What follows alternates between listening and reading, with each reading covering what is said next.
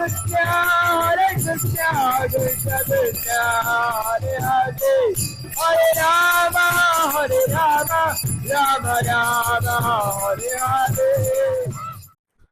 ओम अज्ञानतिमिरान्धस्य ज्ञानाञ्जनशलाकया चक्षुरुन्मीलितं येन तस्मै श्रीगुरवे नमः।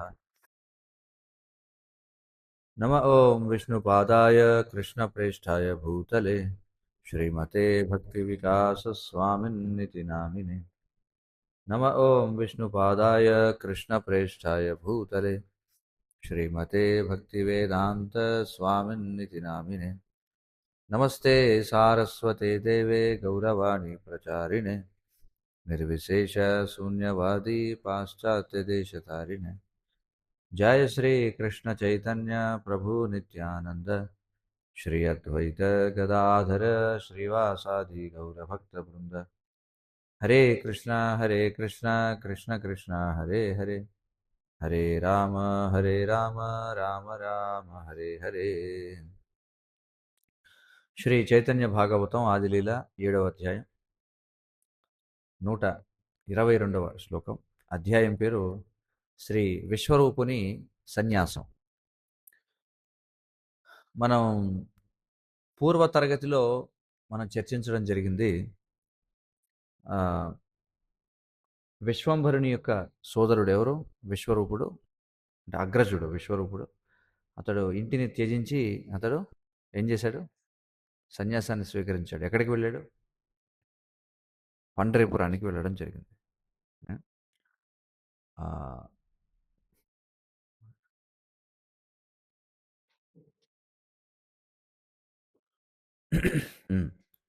సో అతను గృహం నుండి నిష్క్రమించాడని మరి వారు దుఃఖిస్తూ ఉన్నారు. అది జరుగుతూ ఉంది. కొనసాగిద్దాం.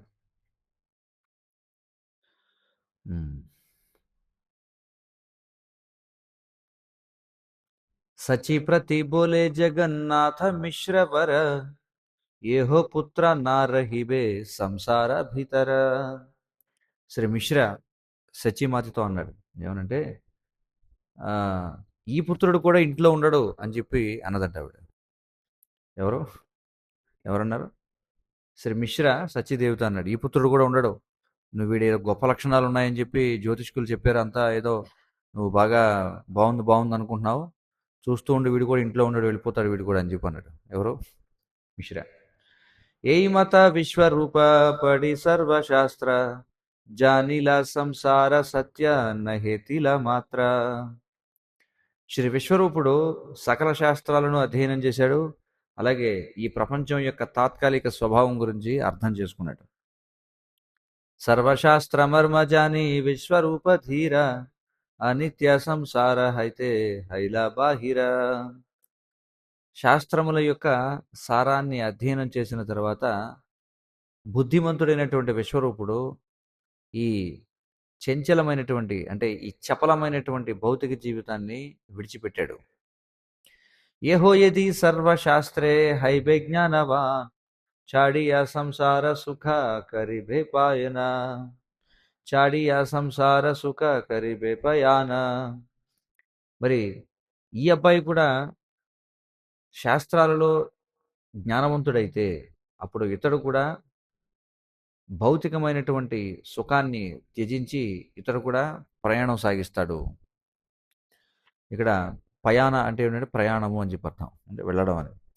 ఈ పుత్ర సభేదుయి జనిర జీవన, ఇహారేనా ధేకిలే భూత్, ఇహారేనా ధేకిలే దూయి జనిర మరణ. ఈ పుత్రుడు మన ప్రాణము, మన ఆత్మ. మనం అతడిని చూడకపోతే మన ఇద్దరం కూడా మరణిస్తాం అని వాళ్ళలో వాళ్ళు మాట్లాడుకుంటున్నారు. ఇక్కడ దుయి జనేరా అంటే ఎవరు? విశ్వంభరుని యొక్క తల్లిదండ్రులు ఇద్దరు. అతేవ ఇహార పడియా కార్యనాయ్, మూర్ఖహన ఘరే మోర రహుక నిమాని. అందుచేత ఇతడు ఇక మీద చదవకూడదు. నిమాయిని మనం ఇంట్లోనే ఒక మూఢుడుగా ఉంచేద్దామని అనుకున్నారు వాళ్ళిద్దరు. ఎందుకంటే చదువుకున్న దగ్గర నుంచి ఇల్లు వదిలేసి వెళ్ళిపోతాడు కాబట్టి ఇక ఇతడు చదువుకోకూడదు. అందుచేత ఏం చేద్దాం, నిమాయిని ఇంట్లోనే ఒక మూర్ఖునిగా మనం ఇక్కడే ఉంచేద్దామని చెప్పి అనుకున్నారట. సచి బోలే మూర్ఖ హైలే జీవే కాకే మనే మూర్ఖే రేత కన్యా ఊన తిబేకో నజనే. మరి సచీమాత ఏముందంటే ఆ మాటకి, అతడు మూర్ఖుడిగా ఉండిపోతే అతడు ఎలా బతుకుతాడు? ఇంకా ఆ, ఎవరైనా వాళ్ళ అమ్మాయిని మూర్ఖుడికి ఇచ్చి పెళ్లి చేస్తారా అని చెప్పి అందావిడ. ఆ? మిశ్ర భోలే తుమిత అబోధ విప్రసుత హర్త కర్త భర్త కృష్ణ సభార రక్షిత. జగన్నాథ మిశ్రుడు ఏమన్నాడంటే, నువ్వు అమాయకురాలు అయినటువంటి బ్రాహ్మణ పుత్రికవు నువ్వు. ఆ? కృష్ణుడే కర్త, కృష్ణుడే నియంత్రించేటువంటి వాడు, కృష్ణుడే భర్త పోషించేటువంటి వాడు, అలాగే సకల జీవుల యొక్క సంరక్షకుడు అని చెప్పి అన్నాడు. ఆ? ఇక్కడ చూడండి ఏమన్నారు, హర్త కర్త భర్త మూడు పదాలు వాడారనమాట ఇక్కడ. ఉమ్. హర్త అంటే చేసేవాడని అర్థం అట, కర్త అంటే నియంత్రించేవాడని బెంగాలీలో అర్థం, భర్త అంటే పోషించేవాడని. కాబట్టి ఈ మూడు కూడా ఎవరు? కృష్ణుడే ప్రతి జీవికి కూడా. జగత్ పోషణ కరే జగతేర నాథ పాండిత్యే పోషయే కే భా కహిలా తో మాత. భగవంతుడు సమస్త విశ్వాన్నే పోషిస్తున్నాడు. ఆ? ఎవరు చెప్పారమ్మా నీకు మంచి విద్యే మనిషిని పోషిస్తుందని అని చెప్పి అడుగుతున్నాడు. అంటే భార్య భర్త ఇద్దరు మాట్లాడుకుంటున్నారు. భర్త ఏమంటున్నాడు ఇక్కడ? ఆ? ఆ, మంచి విద్య ఒక వ్యక్తిని పోషిస్తుందని ఎవరు చెప్పారు అని అడుగుతున్నాడు. కిబా మూర్ఖ కి పండిత యహరాయి ఖానే కన్యా లిఖి యాచే కృష్ణ సే హై బే ఉపానే. కన్యా లిఖి యాచే కృష్ణ సే హై బే ఆపనే. ఒక వ్యక్తి మూర్ఖుడైనా లేదా పండితుడైనా కృష్ణుడు ఏ అమ్మాయిని ఇస్తే ఆ అమ్మాయినే అతడు పెళ్లి చేసుకోగలడు అని చెప్పి అన్నాడు. ఎందుకు ఈ సంభాషణ అంతా జరుగుతుంది?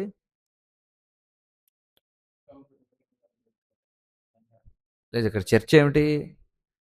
భార్య ఏమనంటుంది ఆవిడ సచీదేవి, వీడిని ఇంట్లోనే ఉంచేద్దాం, చదువుకునే వద్దు, మూర్ఖుడిగా ఉంచేద్దాం అని ఎవరు మిశ్రా అన్నాడు, జగన్నాథ మిశ్రా. ఆ? అంటే అప్పుడు సచీదేవి ఏముంటుంది, అలా మూర్ఖుడిగా ఉంచేస్తే వీడు ఎలా బతుకుతాడు, వీడికి పిల్లలు ఎవరు ఇస్తారు అని చెప్పి దాని గురించి అని చర్చ. అప్పుడు మరి మిశ్రా ఏమన్నాడంటే, ఎవరు చెప్పారు మనం చదువుకున్న చదువు మనల్ని పోషిస్తుందని? అదంతా కాదు, అంతా కూడా కృష్ణుడి యొక్క దయ వల్లనే జరుగుతుంది. కాబట్టి కృష్ణుడు అంటే ఒక వ్యక్తి మూర్ఖుడైనా ఒక వ్యక్తి పండితుడైనా కృష్ణుడు ఏ యువతనైతే నిర్ణయిస్తాడో ఆమెకు భారీగా అందిస్తాడు అని చెప్పి చెప్పడం జరిగింది. కుల విద్యాది ఉపలక్షణ సకల సభారే పోషయే కృష్ణ కృష్ణ సర్వబల. హరే కృష్ణ.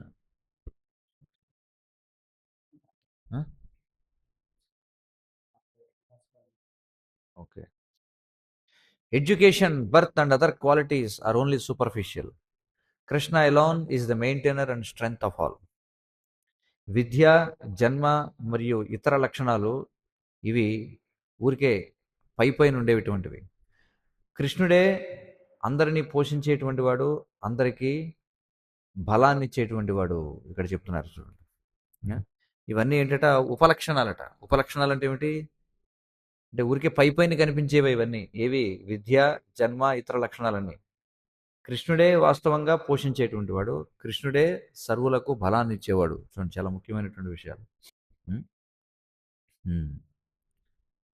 ఇక్కడ ఏమంటున్నారంటే, ద వర్డ్ ఉపలక్షణ refers to that which reveals the propensity of an object. అంటే ఉపలక్షణము అంటే ఏమిటట అంటే, ఒక వస్తువు యొక్క ప్రవృత్తిని సూచించేదాన్ని ఉపలక్షణం అంటారట.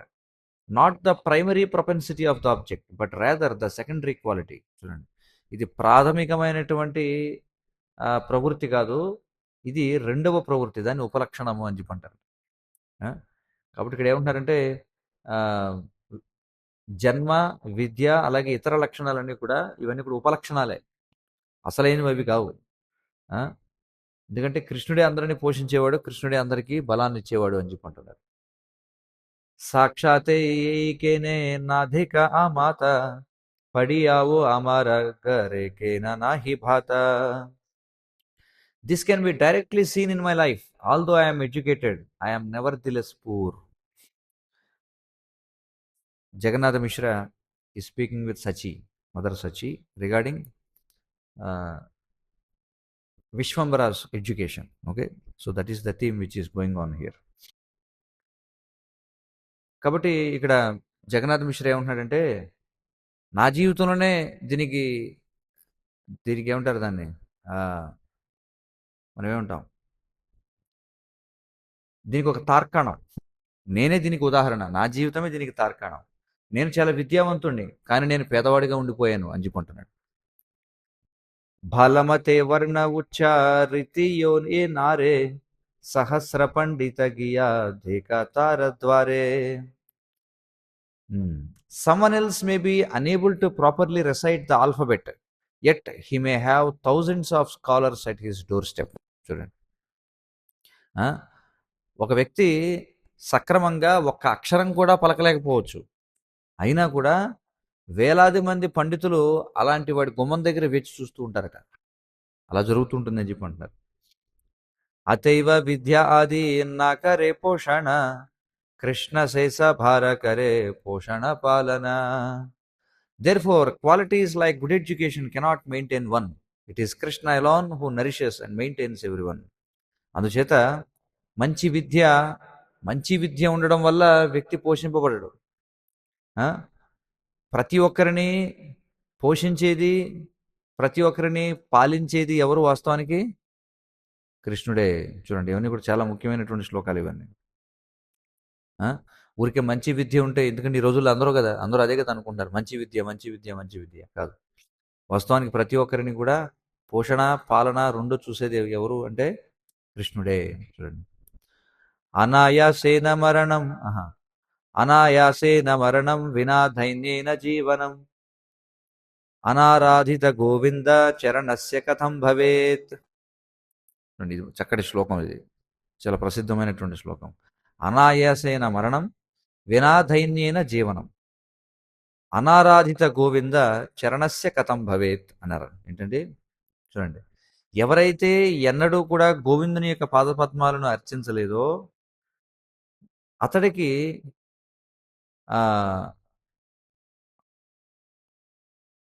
ఏమంటున్నారంటే, అతడు సౌఖ్యవంతంగా ఎలా జీవించగలడు, అలాగే ప్రశాంతంగా ఎలా మరణించగలడు అని చెప్పుకుంటున్నారు.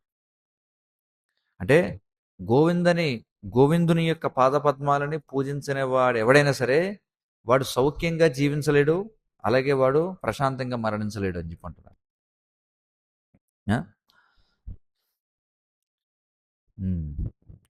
అనాయాసే మరణ జీవన దైన్య వినే కృష్ణ సేవి లేసే హయాన హే విద్యాధనే. ఒక వ్యక్తి పేదరికం లేకుండా ప్రశాంతంగా మరణించాలనుకుంటే అప్పుడు అతడు కృష్ణుణ్ణి సేవించాలి. విద్య మరియు సంపద ఏ విధంగానూ వాడికి సహాయపడవని చెప్పుకుంటున్నాను. చూడండి, ఏమంటున్నారు ఇక్కడ, పేదరికం లేకుండా ప్రశాంతంగా మరణించాలంటే ఏం చేయాలట? కృష్ణుణ్ణి సేవించాలట. విద్య మరియు సంపద మనిషికి సహాయం చేయలేవు. ఎందులో సహాయం చేయలేవు చెప్పండి?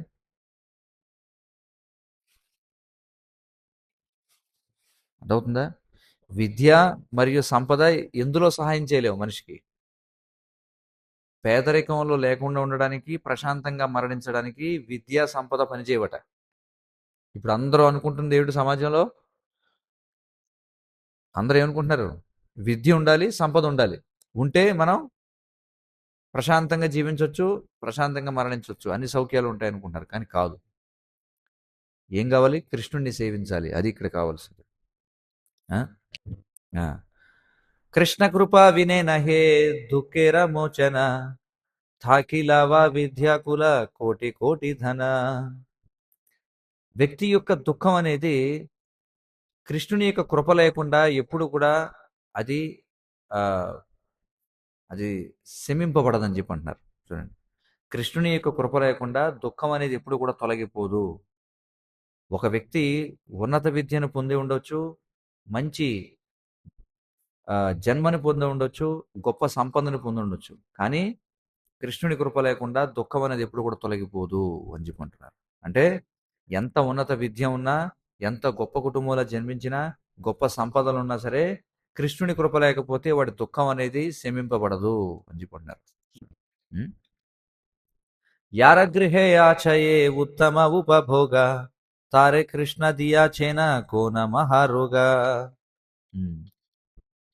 ఒక వ్యక్తికి ఇంట్లో మహాభోగాలు ఉండొచ్చు, కానీ భగవంతునికి ఏర్పాటు చేత అతడు ఏదో ఒక వ్యాధి చేత దుఃఖిస్తూ ఉంటాడు. చూడండి, ఇంట్లో మహాభోగాలు ఉంటాయట, చాలా సౌకర్యవంతమైనటువంటి వస్తువులన్నీ ఉంటాయట భోగం చేయడానికి, కానీ భగవంతునికి ఏర్పాటు చేత వాడు ఏదో ఒక దుఃఖంతో బాధపడుతూ ఉంటాడట. ఉం? కిచు విలసితే నారే దుఃఖే పుడి మరే యార నాహి తాహ అయితే దుఃఖి భలి తారే. ఆ విధమైనటువంటి వ్యక్తి అతడు ఏం చేస్తాడట చూడండి. ఏ విధమైన వ్యక్తి గురించి చెప్తున్నారు ఇక్కడ? పూర్వ శ్లోకంలో ఎవరి గురించి చెప్పారు? అంటే ఇంట్లో అన్ని భోగాలు ఉన్నాయి, మహాభోగాలు ఉన్నాయి ఇంట్లో, కానీ భగవంతుడి ఏర్పాటు చేత వాడు ఏదో ఒక వ్యాధి చేత దుఃఖిస్తూ ఉంటాడు. ఆ? అలాంటి వాడు కేవలం దుఃఖంలో కాలిపోతూ ఉంటాడు తప్ప దేన్ని కూడా భోగించలేడు. అలాంటి వాడిని ఏమీ లేని వాడి కంటే కూడా దరిద్రునిగా నేను పరిగణిస్తాను అని చెప్పి అంటున్నాడు. దానికంటే ఏమీ లేకుండా ఉండడం మేలట. అంటే అన్నీ ఉండి దుఃఖాన్ని అనుభవించే కంటే, అన్నీ ఉండి రోగం వలన దుఃఖాన్ని అనుభవించే కంటే, ఏమీ లేనివాడు మెరుగైన వాడుగా నేను పరిగణిస్తాను అని చెప్పి జగన్నాథ మిశ్ర అంటున్నారు అనమాట. ఎందుకంటే వాడు దేనిని భోగించలేడు, అతడు ఎప్పుడు కూడా దుఃఖంలో కాలిపోతుంటాడు అని చెప్పి అంటారు. ఏతే గజానిహ థాకిలియో కిచునయ యారయ్యన కృష్ణ ఆజ్ఞా సేయి సత్యహయ. కాబట్టి ఖచ్చితంగా తెలుసుకో, ఒక వ్యక్తి గొప్ప ఐశ్వర్యాన్ని పొంది ఉండొచ్చు, కానీ కృష్ణుడు అనుమతి లేకపోతే అతడు దాన్ని భోగించలేడు. ఏతేకే నాకర చింత పుత్ర ప్రతి తుమే కృష్ణ పుషిభేన పుత్ర కచీలాన ఆమె.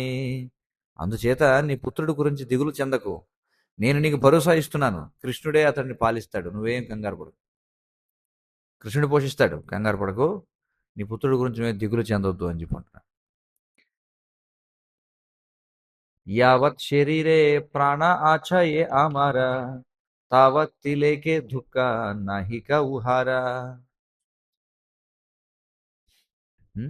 నేను జీవించినంత కాలం అతడిని కొద్దిగా కూడా దుఃఖించడానికి నేను అనుమతించను అని చెప్పి అంటున్నాడు. అంటే నేను జీవించి ఉన్నంతకాలం కొద్దిగా కూడా అతనికి దుఃఖం కలిగే ప్రసక్తి లేదు అని చెప్పి అంటున్నాడు. ఎవరంటున్నారు ఈ మాట? జగన్నాథ్ మిశ్ర అంటున్నారు. ఎవరి గురించి? విశ్వంభరుడు గురించి. ఆమ సభార కృష్ణ ఆచేన రక్షయిత కిబా చింత తుమి యారా మాతా పతివ్రత. మనకు కృష్ణుడు సంరక్షకుడిగా ఉన్నాడు, మరి నువ్వు ఒక మంచి తల్లివి, పతివ్రతవు, మరి నువ్వెందుకు దిగులు చెందుతావు అని అడుగుతున్నాడు. పడియా నాహిక కార్య బలిలుంతో మారే మూర్ఖహై పుత్రముర రఘుమాత్ర ఘరే. అందుచేత నేనేం చెప్తున్నానంటే, అతడు ఇంతకు మించి ఏమి చదువుకోవాల్సినటువంటి అవసరం లేదు, అతడు విద్య లేనివాడిగా అతడిని ఇంట్లోనే ఉంచుదాం, ఏమీ ఇబ్బంది లేదు అని చెప్పి నిర్ణయించాడు. ఎవరు? జగన్నాథ మిశ్ర. ఎందుకంటే వాటి వల్ల ఏం ఉపయోగం, ఎలాగో భగవంతుడే కదా పోషిస్తాడు, కాబట్టి అతడు ఇంకేం చదవాల్సిన అవసరం లేదు, ఇంట్లోనే ఉండనిద్దాం, అలాగే పామరుడిగా ఉండనివ్వండి అని చెప్పి అంటున్నాడు, విద్య లేనివాడిగా. ఏతబలి పుత్రేరే ఠాకిలా మిశ్రవర మిశ్ర భోలే సున బాప అమారా ఉత్తర. ఈ విధంగా చెప్పి జగన్నాథ మిశ్ర తన పుత్రుని పిలిచి అతడితో అన్నాడు, ఏమనంటే, బాబు నేను చెప్పేది వినయ్యా అని చెప్పి అన్నాడు. ఆజీ హైతే ఆర ఫాట నాహిక తోమార ఇహాతే అన్యథాకర శపథ అమార. ఈ రోజు నుంచి నేను నిన్ను చదువుకి పంపించాలని అనుకోవడం లేదు, కాబట్టి ఇక నువ్వు చదువుకు వెళ్ళడాన్ని నేను నిషేధిస్తున్నాను అని చెప్పన్నాడు. ఏ తోమార ఇచ్చా భాప తాయి దిభ ఆమె గృహే వశి పరమ మంగళే ధాక ఆతుమి. నా ప్రియమైన పుత్ర, నీకు ఏది కావాలంటే అది నేను ఇస్తాను, నువ్వు చక్కగా సౌకర్యవంతంగా ఇంట్లోనే ఉండు అని చెప్పన్నాడు తండ్రి. ఎతబలి మిశ్ర చెలిలేన కార్యాంతర పడితేనా పాయ ఆర ప్రభు విశ్వంభర. ఈ మాట చెప్పి జగన్నాథ మిశ్ర తన కార్యాలు ఏవైతే ఉన్నాయో పనులు చూసుకోవడానికి వెళ్ళిపోయాడు ఆయన. ఆ విధంగా విశ్వంభరుడు ఇంకా చదువుకోవడానికి పంపించాలి, ఇంట్లోనే ఉంచేశారు. నిత్య ధర్మ సనాతన శ్రీ గౌరాంగరాయ నాలంఘే జనక వాక్య పడితే నాయాయ. శ్రీ గౌరాంగరాయ ఎవరైనా ఈ ఇక్కడ చెప్తున్నారు చూడండి, నిత్య ధర్మ సనాతన అని చెప్పుకుంటున్నారు. అంటే నిత్య సనాతన ధర్మం యొక్క రూపమట ఎవరు? శ్రీ గౌరాంగుడు, అంతే కదా. రామో విగ్రహవాన్ ధర్మ అని చెప్పున్నారు కదా. అంటే ధర్మానికి ఒక రూపం ఇస్తే అదే రాముడు, అవునా? అలాగే ఇక్కడ ధార్మిక సూత్రాలు ఈ సనాతన ధర్మానికి రూపం ఇస్తే అదే గౌరాంగరాయుడు. అతడు ఏం చేశాడు? తండ్రి యొక్క ఉపదేశాలను అనుసరించి తన చదువులను వదిలేశాడు అనమాట. అంతరే దుఃఖిత ప్రభు విద్యారస భంగే పునః ప్రభు ఉద్ధత హైలాశిషు సంగే. మరి స్వామికి నిరుత్సాహం కలిగిందనమాట. ఎందుకంటే తన యొక్క పాండిత్య లీలలన్నీ కూడా విడిచిపెట్టాల్సి వచ్చిందని. అందుచేత అతడు ఏం చేశాడు? మళ్ళీ ఈ పిల్లలతో కలిసి అల్లరి చేష్టలు చేయడం మొదలుపెట్టాడు మళ్ళీ. దాని కదా లోపలేమో బాధగా ఉంది. ఏమిటంటే మరి నేను పాండిత్య లీలలని ఇప్పుడు చేయడానికి వీలు లేదే అని అనుకున్నాడు, నిరుత్సాహంగా ఉన్నాడు. కానీ మళ్ళీ పిల్లలతో కలిసి ఏం చేశాడంటే ఈ అల్లరి చిల్లర పనులు చేయడం మొదలుపెట్టాడు. కిబాని జగరే ప్రభు కిబా పర ఘరే యహా పాయ తాహా భాంగే ఉపచయ కరే. సొంత ఇంట్లో కావచ్చు లేదా ఇతరుల ఇంట్లో కావచ్చు, స్వామి ఏం చేసేవాడు? చేతికి ఏది దొరికితే అది పగలగొట్టేయడం, అన్నింటినీ కూడా నాశనం చేసి పారిపోతూ ఉండేవాడట. నిషా హైలే ప్రభు నా ఐసే ఘరే సర్వరాత్రి శిశు సంగే నానా క్రీడ కరే. అప్పుడు అతడు ఏం చేసేవాడు? ఇలాంటి అల్లరి పనులన్నీ చేసి రాత్రి సమయంలో ఇంటికి వచ్చేవాడు, పొద్దున్నే వెళ్ళిపోయి. పైగా అతడు ఏం చేసేవాడు? రాత్రి అంతా కూడా ఇతర పిల్లలతో కలిసి ఆడుకుంటూ ఉండేవాడు. కంబలే ఢాకియా అంగ దుయి శిశు మేలి వృషభాయ హయ్యా చలేన కుతూహలి. స్వామి మరియు ఇంకొక అబ్బాయి ఇద్దరు కలిసి, అంటే ఈ విశ్వంభరుడు మరొక అబ్బాయి కలిసి ఏం చేసేవారట? ఒక కంబళోటి కప్పుకొని ఒక ఎద్దులాగా ఆడుకునేవారట. అదే కదా, కమ్మలు కప్పుకొని మనం చూస్తుంటాం కదా, మనకి నాటకాల్లో ఎద్దు వేషం ఎలా ఇస్తారు? ఇద్దరు పిల్లలు ఉంటారు.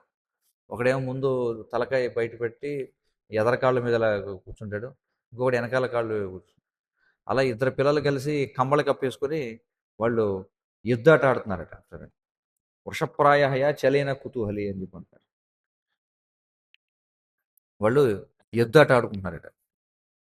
యారాభాడి కలావన ధేకి ఠాకే దినే రాత్రి హైలే వృష రూపే భాంగయే ఆపనే.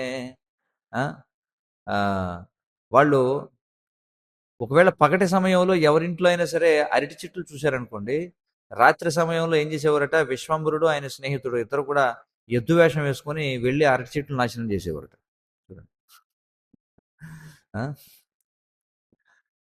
పగటిపూట చూసేవారట, వీళ్ళింట్లో ఉంది అరటి చెట్టు ఉందని చెప్పి రాత్రి సమయంలో ఏం చేశారు? ఎద్దు వేషం వేసుకుని ఇద్దరు పిల్లలు కలిసి కమ్మలు కప్పుకుని వెళ్ళి దాన్ని పడేసేవారట వెళ్ళి. గరుజ్ఞానే గృహస్థ కరయ హాయ హాయ జాగిలే గృహస్థ శిశు సంహతి పలాయ. మరి వాళ్ళందరూ ఏమనుకునేవారట? ఏదో ఎద్దొచ్చి మొత్తం అరటి చెట్లు నాశనం చేస్తుంది అనుకునేవారట. ఈ విధంగా ఆ ఇంటి యజమాని అయ్యో అయ్యో అని చెప్పి ఏడుస్తూ ఉండేవాడట. అయ్యో నా అరటి చెట్టు పోయింది అని చెప్పి. మరి ఆ విధంగా బయటకు వచ్చి చూసేటప్పటికి ఇద్దరు పిల్లలు పరిగెత్తుకుంటూ వెళ్ళిపోయేవారట. కారో ఘరే ద్వార దియా భాందాయే బాహిరే లగ్వి గుర్వి గృహస్థ కరితే నాహి పారే. స్వామి ఏం చేసేవాడట? ఎవరో ఒకళ్ళు ఇంటికి బయట నుంచి గడిపెట్టేసేవాడట.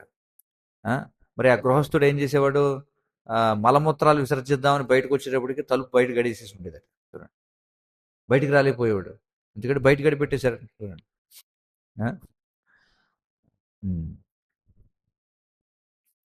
ఇక్కడ ఏమన్నారంటే లగ్వి గుర్వి అని చెప్పి అంటున్నారు. అంటే లఘుశంఖ గురుశంఖ అని అంటారు సంస్కృతంలో. లఘుశంఖ అంటే మూత్ర విసర్జన, గురుశంఖ అంటే మల విసర్జన అనమాట. కే బాంధీల దుయార కరయే హాయ హాయ జాగిలే గృహస్థ ప్రభు ఉటియా పలాయ. ఎప్పుడైతే ఆ గృహస్థుడు అరుస్తూ ఉండేవాడో ఎవరు తాళం వేశారని పిల్లవాళ్ళు మొత్తం పారిపోయేవారు అక్కడి నుంచి. ఏమత దిన రాత్రి త్రిత శేర రాయ శిశుగణ సంఘే క్రీడ కరేన సర్వధాయ. ఈ విధంగా త్రితశరాయుడు అంటే ఎవరు? ఈ విశ్వాంబరుడు నిరంతరం రాత్రింపగళ్ళు స్నేహితులతో ఆడుకుంటూనే ఉండేవాడు. యతేక చాపల్యకరే ప్రభు విశ్వంభర తథాపియో మిశ్ర కిచు నాకరే ఉత్తర. మరి ఈ విశ్వంభరుని యొక్క అల్లరి పనులన్నీ చూస్తున్నప్పటికీ కూడా జగన్నాథ మిశ్ర ఏమీ అనేవాడు కాదు పిల్లవాడు. ఏకదిన మిశ్ర చలిలేన కార్యాంతర పడితేన పాయ ప్రభు క్రోధిత అంతర. ఒకరోజు జగన్నాథ మిశ్ర తన పనుల కోసం బయటికి వెళ్ళిపోయాడు. అప్పుడు స్వామికి చాలా కోపం వచ్చిందనమాట. ఎందుకంటే నేను ఇన్ని అల్లరి పనులు చేస్తున్నా సరే నన్ను చదువుకు పంపట్లేదు. అంటే ఈ అల్లరి పనులను ఎందుకు చేస్తున్నాడు? ఓ బాబు వీడు అల్లరి ఎక్కువైపోయింది, వీడిని ఇంట్లో ఉంచితే కుదరదు, చదువుకు పంపుదామని అనుకుంటారని చెప్పి అల్లరి పనులు చేస్తున్నాడు. కానీ జగన్నాథ మిశ్ర కావాలని ఏం మాట్లాడలేదు అనమాట. సరే వీడు అల్లరి చేయని ఎందుకులే అని చెప్పి.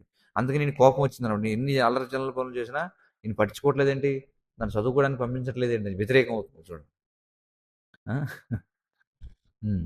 విష్ణు నైవేద్యరయత వర్జ్య హాంఢీ గణ వసిలేన ప్రభు హాండి కరియా ఆసన. అప్పుడు అతడు ఏం చేశాడట, ఒకరోజు చదువుకునేవట్లేదని చెప్పి ఏవైతే తిరస్కరించినటువంటి కొండలు ఉంటాయి కదా, అంటే పాత కొండలు పగిలిపోయినవి వాడి పడేసిన కొండలు ఉంటాయి కదా, అంటే విష్ణు యొక్క భోగం కోసం వండినటువంటి పాత్రలు ఏవైతే ఉంటాయో అంటే ఒకసారి వాడి పడేసేవారు అనమాట మట్టి కుండలు. ఏం చేశాడంటే అలాగా అన్ని మట్టి కుండలు ఎక్కడైతే పడేస్తారో ఆ కొండల మీదకి వెళ్ళి కూర్చున్నాడు. ఈ భడని గూఢ కథ సున ఏకమనే కృష్ణ భక్తి సిద్ధి హయ ఈహార శ్రవణే. మరి ఇప్పుడు చెప్పబోయే ఈ కథ ఏదైతే ఉందో ఇది చాలా నిగూఢమైనటువంటిది. ఎవరైతే దీనిని వింటారో వాళ్ళు కృష్ణుని యొక్క భక్తిత సేవను పొందుతారు అని చెప్పి అంటున్నారు. వర్జహాండి గణసభ కరి సింహాసన తదివసి హాసే గౌర సుందర వదన. మరి ఈ విసిరేయబడినటువంటి కొండలని సింహాసనంగా వాడుకొని గౌరసుందరుడు అక్కడ కూర్చుని నవ్వుతూ ఉన్నాడట. లాగిలహ అండిరా కాలి సర్వగౌర అంగే కనకపుతలియేన లేపియాచే గందే. మరి ఆ విధంగా వెళ్ళి ఆయన మట్టి కొండల మీద కూర్చుంటే మరి కొండలని దేని మీద వండుతారు? పొయ్యి మీద వండుతారు కదా, వాటికి మసి పట్టేసి ఉంటుంది కదా. ఈయన వెళ్ళి ఆ కొండల మీద కూర్చుంటే ఆయన అవయవాలన్నిటికీ కూడా మసి అంటుకుందట. మసి అంటుకుని అది ఒక అలంకరణగా ఉందట. ఆయన ఎలా ఉన్నాడంటే ఆ మసి అంటుకున్నటువంటి ఆయన యొక్క అవయవాలు చూడడానికి ఎలా ఉన్నాయటంటే చందన చూర్ణాన్ని అగరుని కలిపి ఒక బంగారపు బొమ్మకి రాస్తే ఎలా ఉంటుందో అలా ఉన్నాడట చూడడానికి. అగురు అంటే మనం అగరొత్తు తయారు చేస్తారు కదా, దాన్ని అగరం అని చెప్పి అంటారు. అంటే ఇప్పుడు వేటితో కెమికల్స్తో తయారు చేస్తున్నారు. పూర్వం అగురు అని చెప్పి దానితో తయారు చేసేవారు అనమాట. దాన్ని చందన చూర్ణాన్ని కలిపి ఒక బంగారు బొమ్మకు రాస్తే ఎలా ఉంటుందో అలా ఉందట ఆయన వెళ్ళి మసికుండల మీద కూర్చుంటే. శిశుగణ అజానాయిలా గియా సచి స్థానే నిమాయివ సియా ఆచే హాండిరా ఆసనే.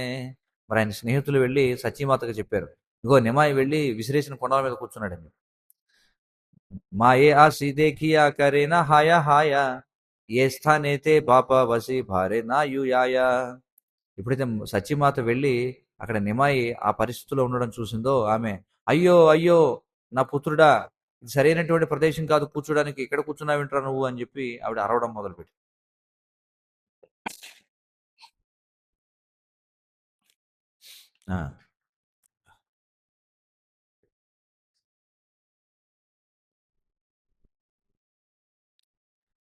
ఒక సుఖం కావాలంటే ఇంకో దుఃఖం అనిపించాలన్నమాట. ఫ్యాన్ తగ్గిస్తే, ఫ్యాన్ పెంచితే తుమ్ములు వస్తాయి, ఫ్యాన్ తగ్గిస్తే దోమలు కుడతాయి. ఇప్పుడు రెండిట్లో ఏదో ఒకటి ఎంచుకోవాలి. ఇప్పుడు నేను ఏమి ఎంచుకోవాలి? దోమలు కుట్టించుకోవాలో తుమ్మాలా? దోమలు కుట్టించుకోవడం బెటర్ అనమాట.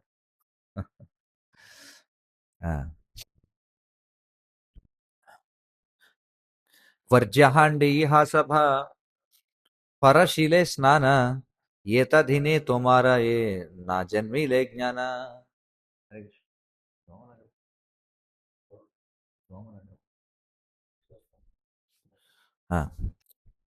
సత్యమాత అంటుంది, ఒరే బాబు ఇవి విసిరేసిన కుండలు, ఎవరైనా వాటిని ముట్టుకుంటే వాడు వెళ్ళి స్నానం చేయాల్సిందే.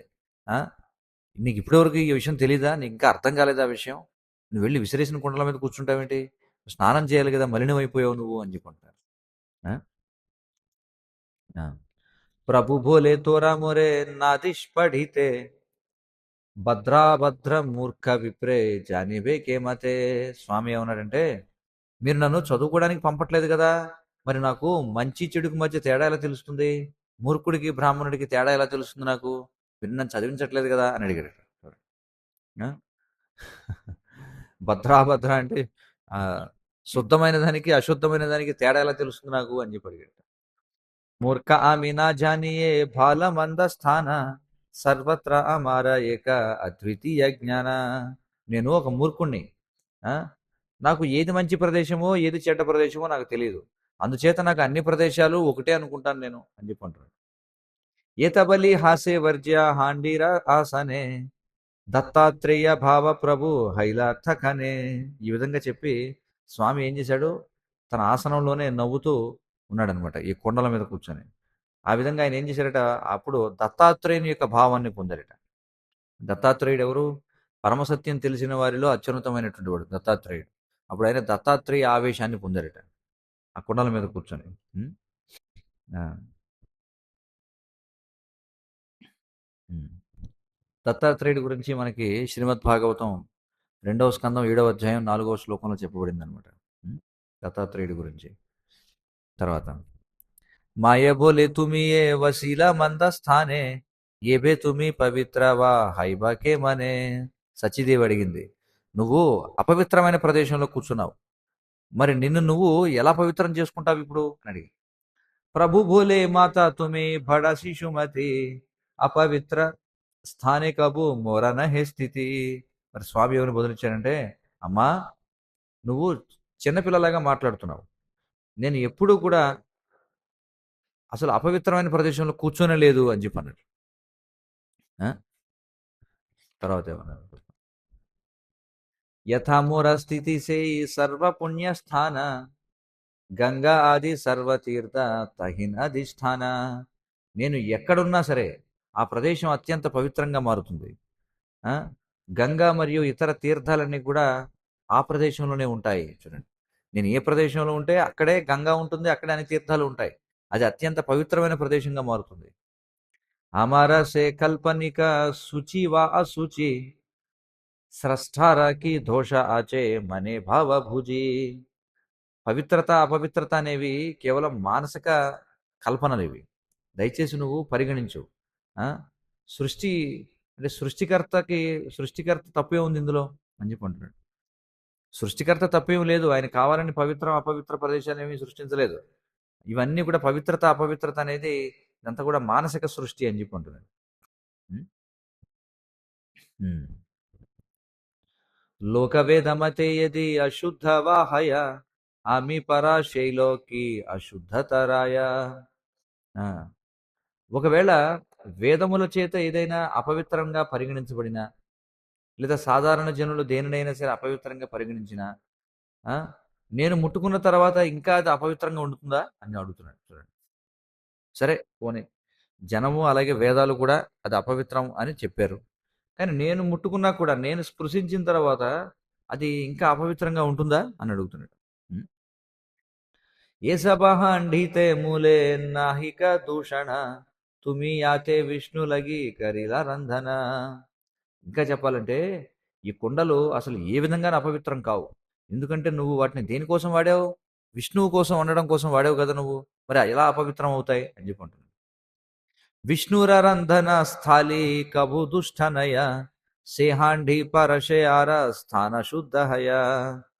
ఆ, ఏ కుండలైతే విష్ణువు కోసం వంట చేయడానికి వాడబడ్డాయో అవి ఎన్నడూ కూడా అపవిత్రం కావు. ఇంకా చెప్పాలంటే ఆ విధమైనటువంటి కుండల యొక్క కేవల స్పర్శ మాత్రం చేత ఇతర ప్రదేశాలు పవిత్రమైపోతాయి అని చెప్పన్నాడు. అంటే ఈ ప్రదేశం ఏదైతే ఉందో ఇది చాలా పవిత్రమైన ప్రదేశం, ఎందుకని విష్ణువు కోసం వంట చేసిన కుండలు పడేసింది కాబట్టి ఇది అపవిత్రం కాదు, పవిత్ర స్థలం అని చెప్పి అంటున్నాడు. ఉమ్. ఇక్కడ స్థాలి అనేటువంటి పదం ఆ, వంట పాత్రలను సూచిస్తుంది అనమాట. స్మార్తులు వాళ్ళు గొప్పగా ఈ పవిత్రత అపవిత్రత అనేటువంటి వాటిని చూసుకుంటూ ఉంటారట. అంటే తిండి విషయంలో, ఆహారాన్ని తినే విషయంలో స్మార్తులు శుచి అశుచి గురించి చాలా గొప్పగా ఆలోచిస్తూ ఉంటారట. వైష్ణవ స్మృతులను అనుసరించి ఏ వస్తువైనా సరే ఎప్పుడైతే స్వామి యొక్క స్పర్శ తగలగానే అది శుద్ధమైనదిగా పరిగణించబడుతుంది. లేదా భగవద్భక్తుని యొక్క స్పర్శ చేత ఏదైనా సరే శుద్ధముగా పరిగణించబడుతుంది. మరి శ్రీమద్ భాగవతంలో మనకేం చెప్పబడింది? స్వామి యొక్క ప్రసాదం ఏదైతే ఉందో, లేదా స్వామి యొక్క చరణామృతం ఏదైతే ఉందో, ఇవన్నీ కూడా మరి పవిత్రమైనవిగా పరిగణించబడతాయి. అంతేనే కదా! ఎందుకని? ఎందుకని ప్రసాదము అలాగే చరణామృతం పవిత్రమైనవిగా పరిగణించబడతాయి? ఎందుకంటే అవి విష్ణువు చేత స్పృశించబడ్డాయి కాబట్టి. ఆ! కాబట్టి ఇది లౌకికమైనటువంటి శుచి, మూచి అనేటువంటి భావనలకు అతీతమైనటువంటిదనమాట. కానీ స్మార్తులు మాత్రం అలా భావిస్తారు. ఎందుకంటే స్మార్తుల భావన అది. ఏమిటంటే వండిన కుండలు పడేసావు అదే అపవిత్రం అనేటువంటిది. ఏతేకే అమార భాష నహే మంద స్థానే సబర శుద్ధత ముర పరశ కారణే.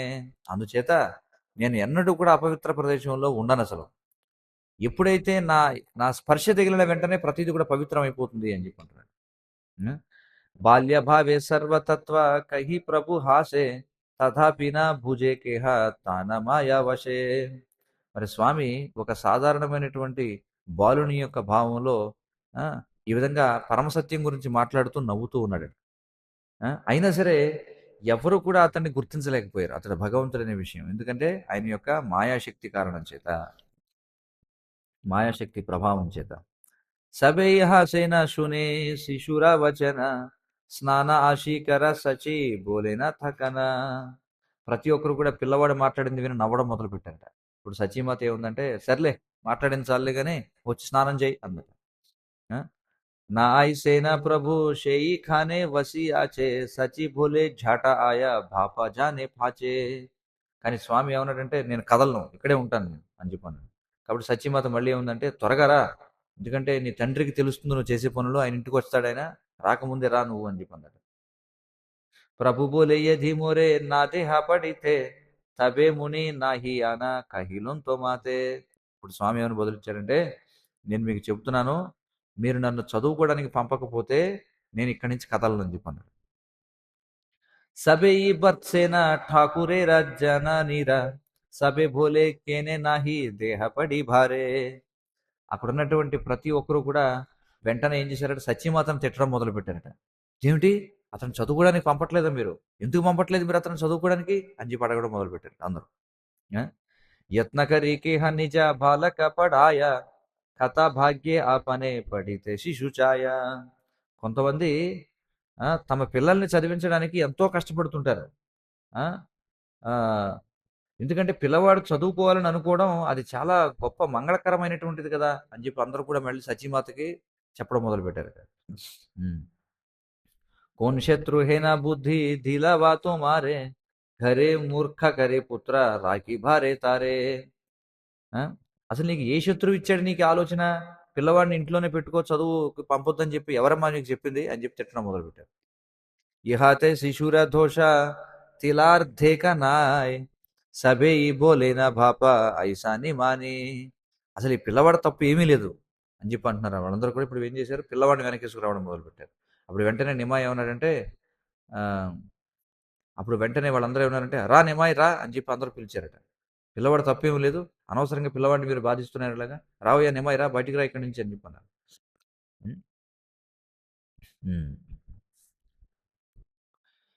आजी हैते तुम्ही यदि नापावो पडिते తబే ఉపచయ తుమే కరభాలమతే.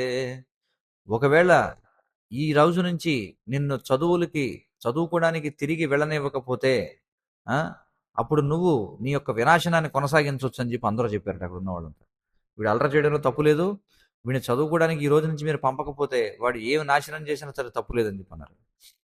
నా ఐసే ప్రభు సే ఈ ఖానే వసి హాసే సుకృతి సకల సుఖ సింధు మాజీ భాషే. అయినప్పటికీ స్వామి అక్కడి నుంచి కదలలేదు. అతను అక్కడే కూర్చుని ఉన్నాడు. ఈ విధంగా ఈ పుణ్యాత్ములైనటువంటి వాళ్ళందరూ కూడా ఆయన యొక్క నవ్వును చూసి వాళ్ళందరూ కూడా సుఖసింధులో తేలుతూ ఉన్నారట. సుఖసింధు అంటే ఏమిటి?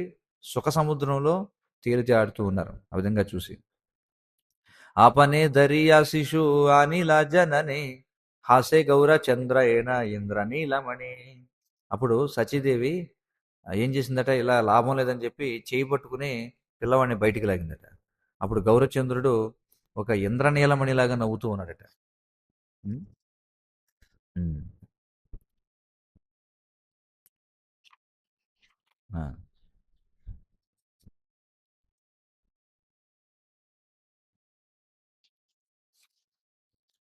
తత్వకహిలేన ప్రభు దత్తాత్రేయ భావే నా భుజిల కేహ విష్ణు మాయర ప్రభవే. అప్పుడు స్వామి దత్తాత్రేయుని యొక్క ఆవేశంలో పరమసత్యం గురించి మాట్లాడాడట. కానీ ఎవ్వరూ కూడా అతన్ని గుర్తించలేకపోయారు. ఎందుకంటే అతని యొక్క మాయాశక్తి ప్రభావం చేత. స్నానకర ఇలాలన సచి పుణ్యవతి హేన కాలే ఆయిలేన మిశ్ర మహామతి.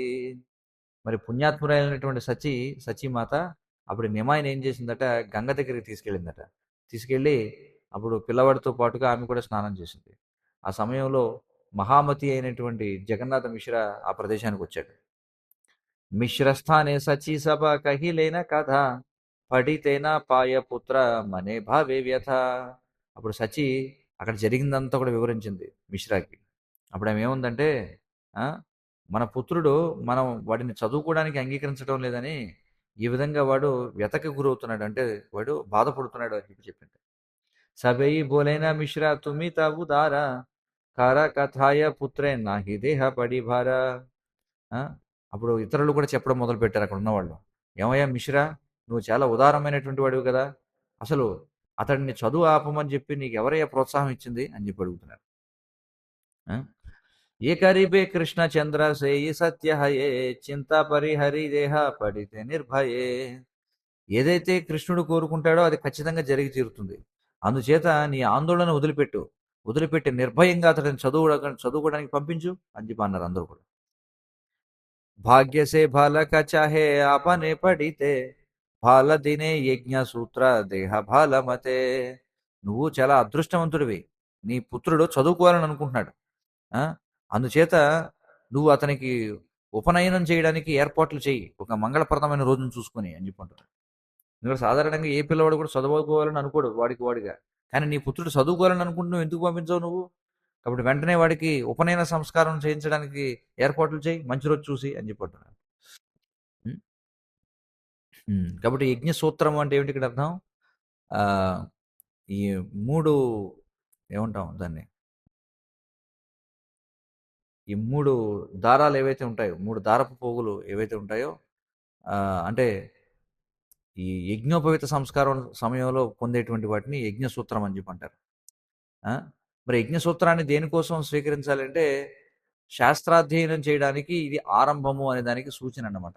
ఇది ఉపవీతము అనేటువంటిది. ఆ! మరి ఒకసారి జన్మ పొందినటువంటి శూద్రులు శాస్త్రాలను చదవడానికి వారికి అర్హత లేదు. కేవలం ద్విజులైనటువంటి బ్రాహ్మణులు మాత్రమే ఈ యజ్ఞోపవీతాన్ని స్వీకరించడానికి అర్హత సాధిస్తారు. అలాగే బోధించడానికి, అలాగే ఆహ్, ఇతరులకు ఎలా ఆరాధన చేయాలో నేర్పించడానికి. చూడండి, ద్విజులైనటువంటి బ్రాహ్మణులు మాత్రమే యజ్ఞోపవీతాన్ని స్వీకరిస్తారు. అలాగే ఇతరులకు ఆరాధనను బోధించగలుగుతారు, దానం ఇవ్వగలుగుతారు, అలాగే శాస్త్రాధ్యయనం చేయగలుగుతారు. మరి ఈ కలాపాలు తప్ప బ్రాహ్మణులకు అర్చన చేసేటువంటి అర్హత కూడా ఉండాలి. బోధన చేసే అర్హత ఉండాలి. అలాగే దానం స్వీకరించే అర్హత కూడా ఉండాలి. యజ్ఞోపవీతం స్వీకరించకుండా ఒక బ్రాహ్మణుడు ఈ కార్యాలన్నీ కూడా చేయడానికి అర్హత ఉండదనమాట. ఏం చెప్పబడిందంటే, ఉపవేద సమీపే త్వాం నేష్యే అని చెప్పి చెప్పబడిందట. అంటే నేను నిన్ను వేదముల సమీపానికి తీసుకొస్తాను అని, లేదా నేను నీకు వేదములను బోధిస్తాను అని అర్థం అనమాట. ఇది ఉపవేతము అంటే అర్థం. ఆ! మరి ఆచార్యుడు ఏం చేస్తాడు? ఒక వ్యక్తికి యజ్ఞోపవీతం ఇస్తాడు ఈ ప్రయోజనం కోసం. దేనికోసం? వేదాధ్యయనం చేయడానికి అతనికి అర్హతనివ్వడం కోసం. మిశ్ర భోలే తోమారా పరమ బంధుగణ తోమారా ఏ భోలే సేయి అమర వచన. శ్రీ మిశ్రా బదులిచ్చాడనమాట. ఏమనంటే, మీరందరూ కూడా నా యొక్క శ్రేయోభిలాషులు. అందుచేత మీరేది చెప్తే అది చేస్తాను నేను. మీరేది చెబితే అది నేను అంగీకరించి తీరాల్సిందే అని చెప్పన్నాడు. ఎవరు? మిశ్రా. ఎవరితో అంటున్నాడు? ఆ! నిమయ్యతో అంటున్నాడు. చుట్టుపక్కలోళ్ళందరితో అంటున్నాడనమాట. अलौकिक देखिया शिशुर సర్వకర్మ విస్మయ భావేన కేహ నాహి జానే మర్మ. మరి పిల్లవాడి యొక్క అసాధారణమైనటువంటి కార్యకలాపాలు చూసి ప్రతి ఒక్కరు కూడా వాళ్ళు విస్మితులయ్యారనమాట. కానీ ఎవ్వరు కూడా వాటిని అర్థం చేసుకోలేకపోతున్నారు అతని యొక్క కార్యాలని. మధ్య మధ్యే కోన జన అతి భాగ్యవానే పూర్వే కహి రాఖీ యాచే జగన్నాథ స్థానే. కొంతమంది అత్యంత భాగ్యవంతులైనటువంటి వ్యక్తులు ఆ, ఆ, చూడండి, ఎవరో ఒక అత్యంత భాగ్యవంతుడైనటువంటి వ్యక్తి పూర్వం జగన్నాథ మిశ్రాకి ఒక ఏం చెప్పాడట, ఒక భవిష్యవాణి చెప్పాడట. అంటే జరగబోయేది ఏమిటో చెప్పాడట. ఎవరికి? జగన్నాథ మిశ్రాకి. ఎవరో ఒక అత్యంత భాగ్యవంతుడైనటువంటి వ్యక్తి. ప్రాకృత బాలక కభూ ఏ బాలక నహే యత్న కరే ఏ బాలకే రకిహ హృదయే రాకిహ హృదయే. ఈ అబ్బాయి సాధారణమైన వాడు కాదు. ఎవరు చెప్తున్నారు ఈ మాట? పూర్వం ఎవరో ఒక భాగ్యవంతుడు చెప్పాడు. వీడు సాధారణమైన బాలకుడు కాదు. కాబట్టి చాలా జాగ్రత్తగా ఈ పిల్లవాడిని మీ హృదయంలో ఉంచుకోండి అని చెప్పాడట. ఉమ్. నిరవధి గుప్త భావే ప్రభు కేలి కరే వైకుంఠనాయక నిజ అంగనే విహరే. ఆ విధంగా వైకుంఠనాథుడు నిరంతరము తన యొక్క నిగూఢమైనటువంటి లీలలను ఆ ఈ ఆ ఇంటి ఆవరణలో ఆయన ఆనందిస్తూ ఉన్నాడు అని చెప్పుకుంటున్నాడు. ఉమ్. అంగనం అంటే ఏమిటి? ఆయన యొక్క ప్రాంగణంలో, ఈ ఇంటి ప్రాంగణంలో ఆయన తన యొక్క చాలా నిగూఢమైనటువంటి గుప్తమైనటువంటి లీలలన్నీ కూడా ఆ విధంగా ఆనందిస్తూ ఉన్నాడట. ఎవరు? వైకుంఠనాథుడు అని చెప్పుకుంటున్నారు. ఉమ్. పఠితే ఐలా ప్రభు బాపిర ఆదేశే హాయిలైన మహాప్రభు ఆనంద విశేషే. మరి తండ్రి ఆజ్ఞ మేరకు మరి స్వామి ఆ భగవంతుడు అప్పుడు ఆనందంగా మళ్ళీ తన యొక్క చదువును మళ్ళీ పునః ప్రారంభించాడు. శ్రీకృష్ణ చైతన్య నిత్యానంద చాంద జాన బృందావన దాస తచు పదయుగే గాన. శ్రీ చైతన్య మరియు నిత్యానంద ప్రభువులను నా యొక్క జీవముగా, నా యొక్క ఆత్మగా స్వీకరిస్తూ బృందావన దాసుడనైనటువంటి నేను వారి యొక్క పాదపద్మముల యొక్క వైభవములను గానము చేస్తున్నాను అని చెప్పి అంటున్నారు. హరే కృష్ణ కృష్ణ కృష్ణ హరే హరే హరే రామ రామ రామ రామ హరే హరే. హరే కృష్ణ కృష్ణ కృష్ణ హరే హరే హరే రామ రామ రామ రామ హరే హరే. దీనితో ఆదిలీల 7వ అధ్యాయం ముగిసింది. మరి గౌరాంగుని ఇచ్చ అయితే మరొక రోజున 8వ అధ్యాయం ప్రారంభిద్దాం. శ్రీ చైతన్య భాగవతం కీ జయ. श्री वृंदावन दास ठाकुर की जय. श्रीला प्रभुपाद की जय. वांछाकल्पतरुभ्यश्च